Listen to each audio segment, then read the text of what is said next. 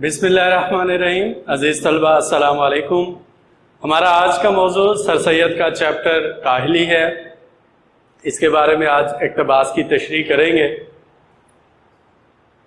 ہاتھ پاؤں کی محنت اوقات بسر کرنے اور روٹی کما کر کھانے کے لیے نہایت ضروری ہے. تو بچوں، اس معاشرے میں ہم نے رہنا ہے تو اس معاشرے میں رہنے کے لیے ظاہر ہے ہمیں پیٹ پالنے کے لیے مختلف اوقات میں کھانا کھانا پڑتا ہے. اور کھانا کھانا جو ہے وہ تو آسان ہے، لیکن اس کو کمانا جو ہے وہ بہت مشکل ہے. تو اس لیے کھانا کمانے کے لیے، روپیہ پیسہ اکٹھے کرنے کے لیے محنت کرنا پڑتی ہے. تو وہی بات مصنف جو ہے وہ لکھ رہا ہے کہ ہاتھ پاؤں کی محنت اوقات سے مراد یہاں وقت کی جمع ہے. اوقات یعنی صبح کا کھانا، دوپہر کا کھانا، رات کا کھانا. تو ہاتھ پاؤں کی محنت اوقات بسر کرنے، روٹی کما کر کھانے کے لیے نہایت ضروری ہے. یعنی اگر آپ نے اس معاشرے میں رہنا ہے، اس کے لیے محنت جو ہے وہ ضروری ہے، کیونکہ محنت کریں گے تو آپ 3 وقت کی روٹی جو ہے وہ کما سکیں گے. اور محنت کرنا اچھی بات ہے. حضور صلی اللہ علیہ وسلم کا فرمان عالی شان ہے، محنت کرنے والا اللہ کا دوست ہے. یا اس حوالے سے آپ کوئی شعر بھی لکھ سکتے ہیں، بے محنت پہ ہم کوئی جوہر نہیں کھلتا، روشن شرر تیشہ سے ہے خانہ فرہاد. اگر یہ شعر مشکل لگتا ہے تو وہ مشقت کی ذلت جنہوں نے اٹھائی، جہاں میں ملی ان کو آخر بڑائی. تو کوئی بھی محنت کے حوالے سے آسان سا شعر جو آپ کو لگے وہ آپ لکھ سکتے ہیں. آگے بڑھتے ہیں. روٹی پیدا کرنا اور پیٹ بھرنا ایسی چیز ہے کہ با مجبوری اس کے لیے محنت ضروری ہے.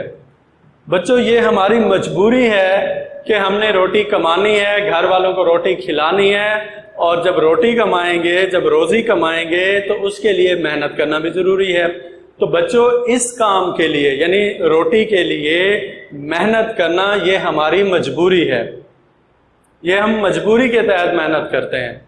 یہ ہر حال میں ہم نے محنت کرنی ہے، کیونکہ محنت کریں گے تو روٹی کما کر آئیں گے اور گھر والوں کو کھانا دے سکیں گے. تو یہ بچوں ایک قسم کی مجبوری ہے.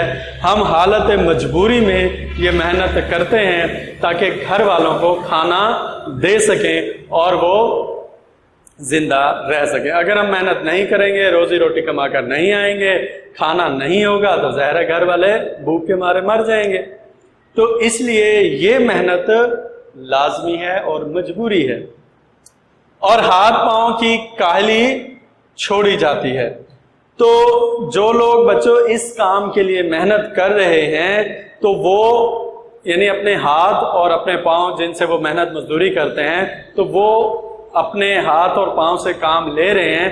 تو اس کا مطلب یہ ہے کہ وہ کاہل نہیں ہیں، انہوں نے کاہلی چھوڑ دی ہے، کیونکہ وہ اپنے ہاتھ اور پاؤں سے مزدوری کر رہے ہیں اور گھر کے لیے کھانا وغیرہ لے کر آ رہے ہیں.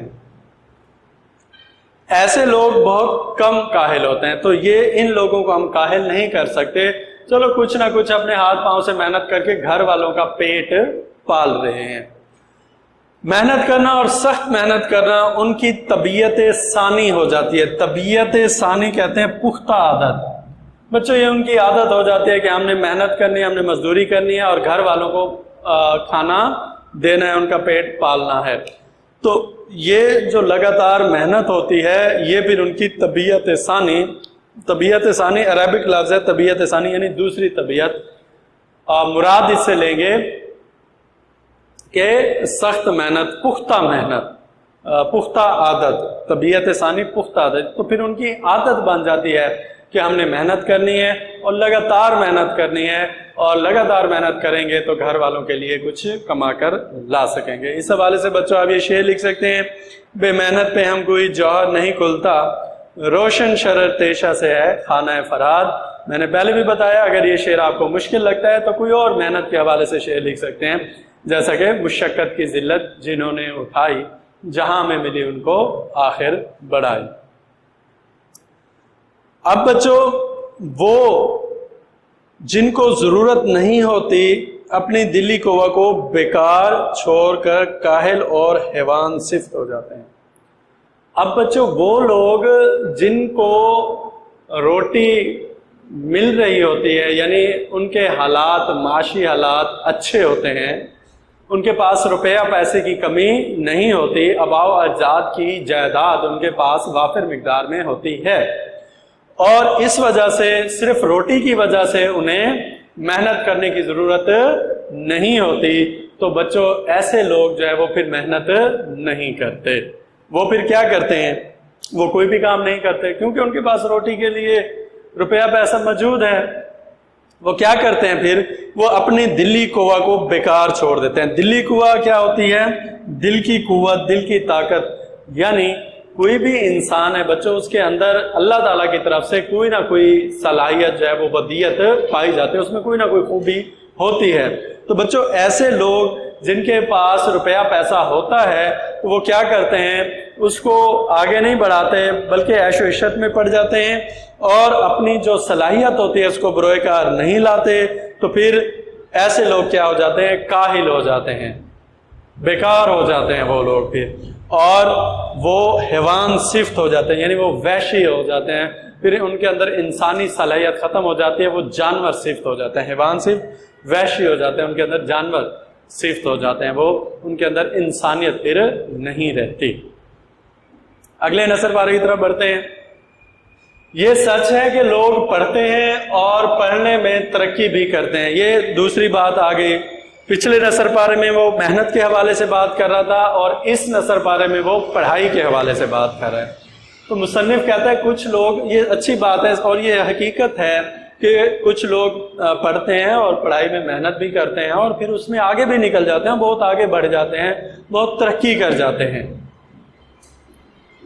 اور ہزار پڑھے لکھوں میں شاید ایک کو ایسا موقع ملتا ہوگا اپنی تعلیم، اپنی عقل کو کام میں لاوے۔ بچوں اب کوئی بھی معاشرہ ہے، اس میں ایک لوگ تو نہیں پڑھ رہے یا دو لوگ تو نہیں پڑھ رہے، اس میں ہزاروں لاکھوں لوگ پڑھ رہے ہیں۔ تو جو لوگ پڑھ رہے ہیں اور اس میں محنت کر رہے ہیں، تو ضروری نہیں ہے بچوں کے سب لوگوں کو موقع مل جائے کہ وہ اپنی قابلیت اور ان کے اندر جو خوبیاں ہیں، ان کے اندر جو اوصاف ہیں، ان کو دکھانے کا موقع بھی مل جائے، اپنی عقل کو دکھانے کا موقع بھی مل جائے، ایسا ہرگز نہیں ہوتا۔ بچوں جو لاکھوں ہزاروں پڑھے ہوئے لوگ ہوتے ہیں، ان میں چند ایک کو موقع ملتا ہے کہ وہ اپنی عقل کا استعمال کر دیتا۔ دیکھیں برے صغیر میں کتنے ہزاروں لاکھوں مسلمان پڑھے لکھے تھے، لیکن موقع کس کو ملا؟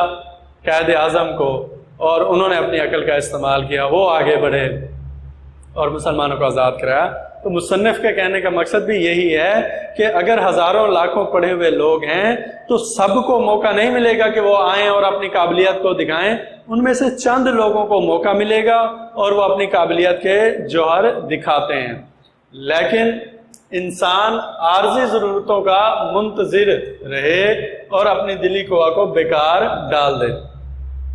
اور بچوں اگر یہ ہوگا کہ انسان جو ہے وہ انتظار کرتا رہے، منتظر رہے، انتظار کرتا رہے کہ کوئی چیز یا کوئی ایسے لوگ میرے پاس آئیں جو مجھے موقع دیں، مجھے ملازمت دیں، اور پھر جا کر میں اپنی عقل کا، اپنی خوبیوں کا، اپنی دلی قوہ کا، یعنی اس کے اندر جو خوبیاں پائی جاتی ہیں ان کو میں بروئے کار لا سکوں، ان میں اس کو میں کام میں لا سکوں۔ تو بچوں ایسا ہرگز نہیں ہوتا۔ آپ اس انتظار میں نہ بیٹھے رہیں کہ کوئی آپ کے پاس آئے گا اور آپ کو موقع دے گا کہ یہ لیں جی، یہ آپ کو میں ملازمت کا موقع دیتا ہوں، یہ میں آپ کو آگے بڑھنے کا موقع دیتا ہوں، اور آؤ اور اپنی دلی قوہ کو آزماؤ اور محنت کرو۔ نہیں بچوں ایسا نہیں ہوتا، تو وہ سخت کاہل اور وحشی ہو جاتا ہے۔ تو بچوں جب وہ انتظار میں رہتا ہے کہ کوئی قوت آئے اور میں اپنی صلاحیتوں کو بروئے کار لاؤں، اور وہ کاہل رہتا ہے اور کوئی کام نہیں کرتا، بس اسی انتظار میں رہتا ہے کہ کوئی قوت آئے اور مجھے موقع دے، اور وہ موقع کے انتظار میں رہتا ہے، تو ایسے لوگ بچوں ہرگز کامیاب نہیں ہو سکتے۔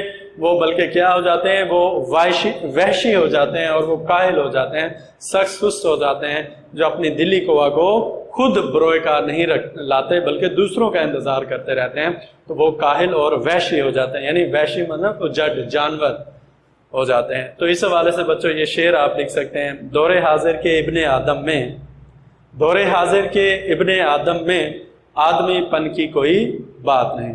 تو آج کا ہمارا موضوع اختتام پذیر ہوتا ہے. اپنا بہت سا خیال رکھیے گا. اوکے بچوں, اللہ حافظ.